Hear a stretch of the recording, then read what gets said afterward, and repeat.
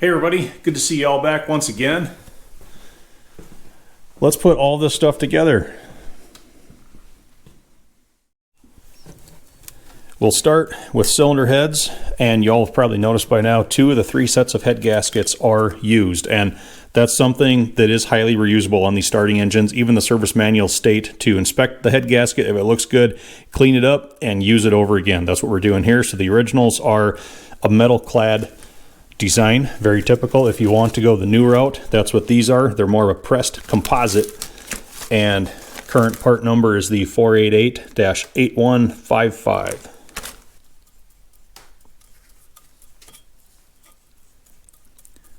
And as usual with any metal clad head gasket, especially one that I'm reusing, I'll back it up with just a thin coat of the old Permatex Super 300 form of gasket. That's the non-hardening modern version. So I just usually do the back side first, and I flip it over, stick it where it's going to rest, and then coat the top side.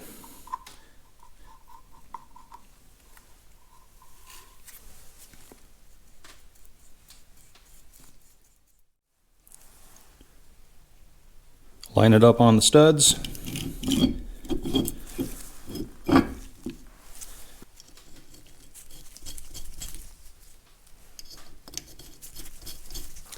And the cylinder heads get torqued to 35 foot-pounds. The manual does not give you a sequence. It just says to tighten them down evenly.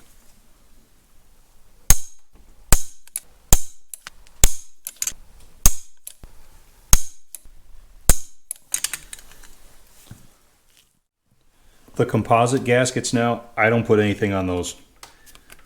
They go together dry, just like they are.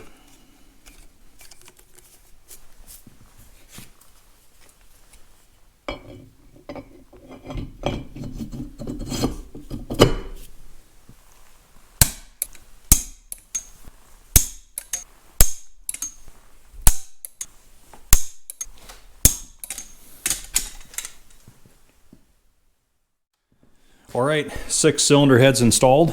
So we'll go all the way back down the line to where we started. Idler gear, front cover next. For this step now, the engines need a little bit of a boost because the idler gear sticks down so far.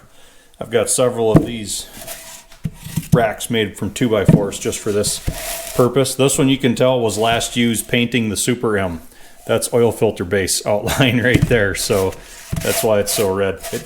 It worked really well for that. It was handy.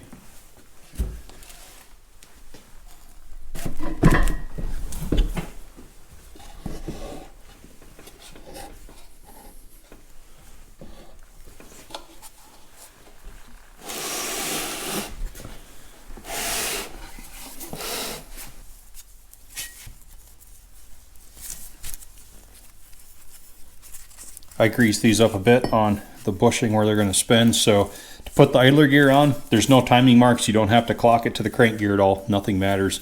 The only thing you want to look at, I think I got the camera too close. All right, this is live, everybody.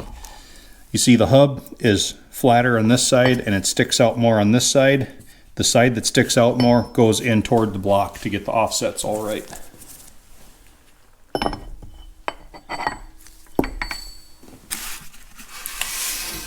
Now with the gaskets stuck in place on the cover and just a little bump of grease on the thrust face for the camshaft and also the thrust face for the idler gear, I'll put the cover on.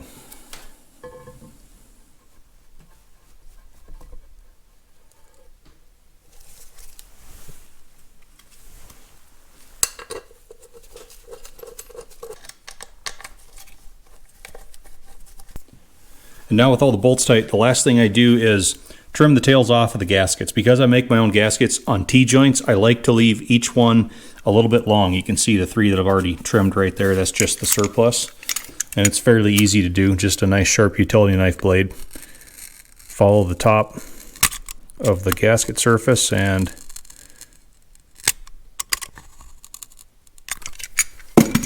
cut it off. And if you're lucky, you won't drop it down inside the timing gears, right?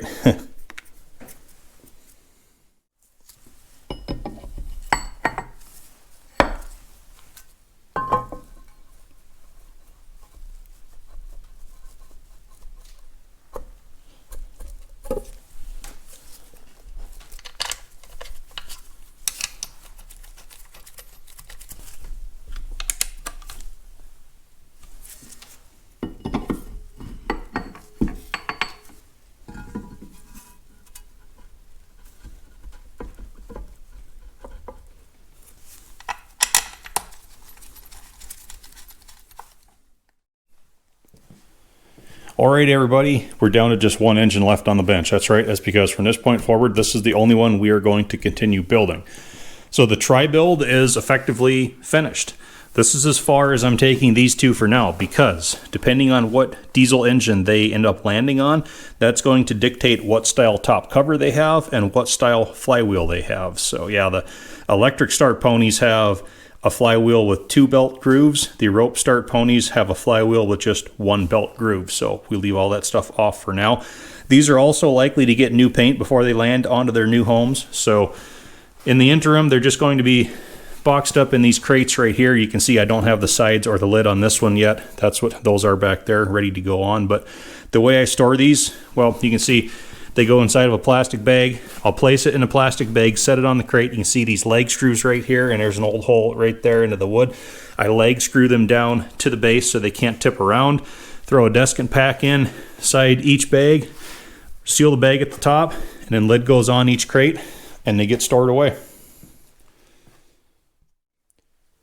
All right, moving on with top cover installation for 1113 starting engine. You can see I got the studs all loaded in where they need to be on top. And okay, this is 1113's original top cover, and there is a coolant passage that goes through it. So you'll remember how badly frozen and broken and cracked all the castings were that had water in them on 1113. I've looked this one over from one end to the other. I've cleaned it up really well.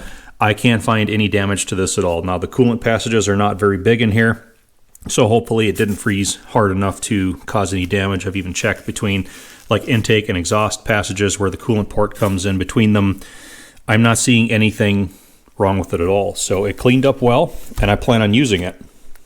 So we have an early build, first generation, unaltered starting engine top cover right here. And there are 2 upgrades we could do to this, one of which we are not going to do, one of which we are. So the one we are not going to do is in regards to the water seal at the outlet right here that feeds the diesel engine cylinder head. This early first generation seal, solid rubber, you can see it has a lip on there that goes inside that groove, locates it, and it just gets pinched between the starting engine and the diesel engine. So part number for that is a 3B7978. Now, it didn't take them long to redesign both the top cover and that water seal. So we'll go back into the Selected Service Articles magazine once more. We have a service bulletin here titled Manifold Water Seal, dated August 19th, 1940. So we're just a couple model years into the run at this point. The changes came into effect at D2 tractors number 3J4340 and 5J2454, so fairly early on. And what they did was, I have a used example here. They went to a metal core seal with a vulcanized rubber ring on each side and an updated top cover that's been machined out in that area where the recess used to be. They've cut it in about 1/4 of an inch, and it's all flat. And that allowed a person to actually remove this seal and replace it again without having to loosen the starting engine enough to tip it away from the diesel cylinder head to get the pinch off of, you know, like where the old rubber seal used to be. So that's just held in by the pressure of the base bolts of the starting engine, pushing that up against the cylinder head. And with that recessed pocket, you would never get this flimsy seal replaced without loosening the starting engine. So this just made for better all-around serviceability in this area. In case anybody is wondering, the updated water seal part number is a 5B7780, and this article also shows exactly how much material to remove and where from these first generation top covers to make them compatible with the redesigned water seal, but I'm not going to do any of that. Now for the upgrade that I am going to perform on this first generation top cover. So you see right here, we just have rough, solid cast. No boss, no hole, no provision for anything in that area. But we look at the updated J-Series top cover, we have a raised boss right here with a threaded hole. That is for an air bleed vent because these would airlock when filling the cooling system. And well, it was a severe enough problem that, well, CAT put out a service bulletin about it. So once more into the Service Magazine's book. From February 25th, 1949, it says, do you open the air vents provided on a 3 3/4, 4 inch, 4 1/4, and 4 1/2 inch bore diesel starting engines when refilling the cooling system after draining. Failure to do so may entrap air in the cooling system of the starting engine, causing it to run hot. This overheating may be severe enough to cause pistons to seize. Remind your customers. So, yeah, it shows the drain cocks there and there that are just tipped up to act as air bleed vents, and Believe me when I say this is a very necessary modification. I typically choose to leave all this first generation stuff in its unaltered state. This, however, is one that is worth doing. Now, to locate the hole that we're about to drill in this first generation top cover, we just put it about where it is in this later cover. So it doesn't matter that we don't have a raised boss here to support it. There's really nothing acting upon that petcock, so whatever the casting wall thickness happens to be is sufficient. And this coolant passage is not very wide through here, so you want to land it about where it is here. So the best way I found to do this, take a machinist rule, take the bottom edge of it and align it with the edge of the cover right there. So when you do that, line it all up. We're 2.5 inches center of that bolt hole to center of the vent hole. So you go 2.5 out from it and doing the same thing, measuring from the edge of the cover here to the center of the drain, or the vent, I should say. We are 5/8 of an inch in. So I did the same thing right here, just aligned it with the edge of the casting, and we go 2.5 inches from the center of that hole, make a mark, and we go again from the edge, 5/8 of an inch in, make another mark. There's your X, drill it.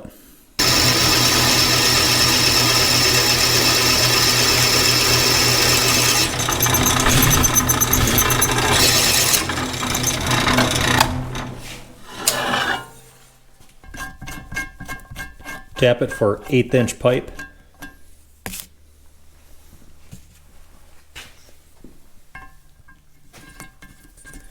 And we'll put the petcock in. So open it up, there goes all the air. Yep, close it up again, now it's all good. And this is not the one that I planned on using. I have a new one being shipped right now, so for the time being, we'll just have to pretend. But these are actually handy for draining all the coolant out of the starting engine, just like they are for getting all the air out when you fill it, because when you open this and you're draining it, it allows air to come into the cooling system and you get more out of the starting engine, so that when you're trying to like take it off of the bell housing, you don't get quite so big of a slug of coolant that comes out the bottom of it once you break that base gasket. So yeah, it's just a handy mod to do, and it's one that I don't even mind doing even on these first generation covers. All right, one last look inside before we seal it up. Yep, let's go. So here's the new gasket from Cat 5F9342.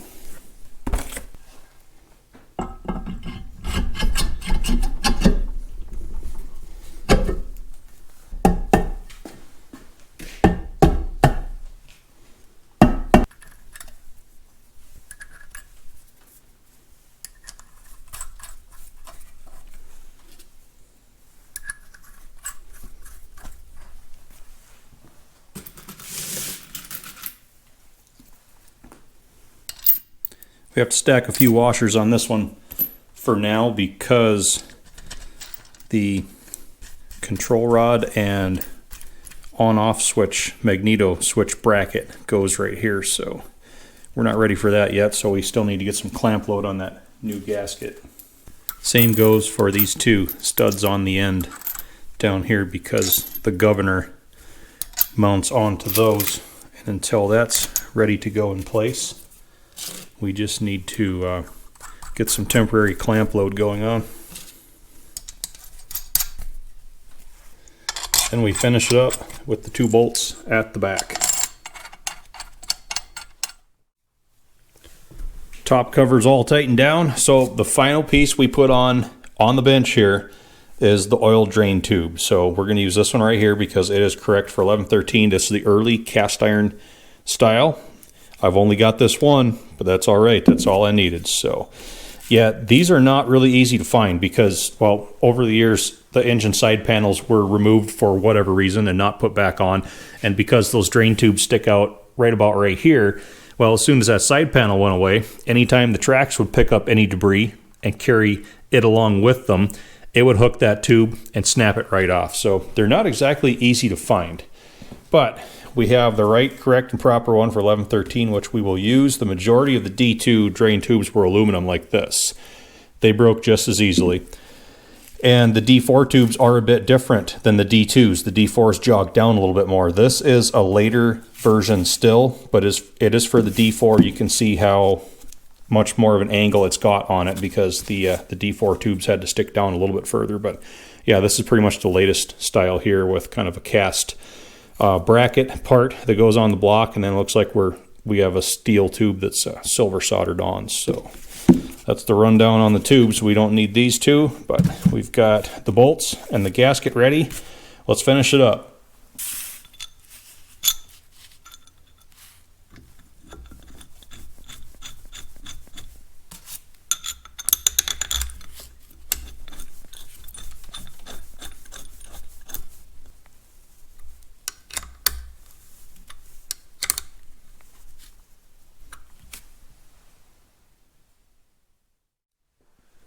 You know what?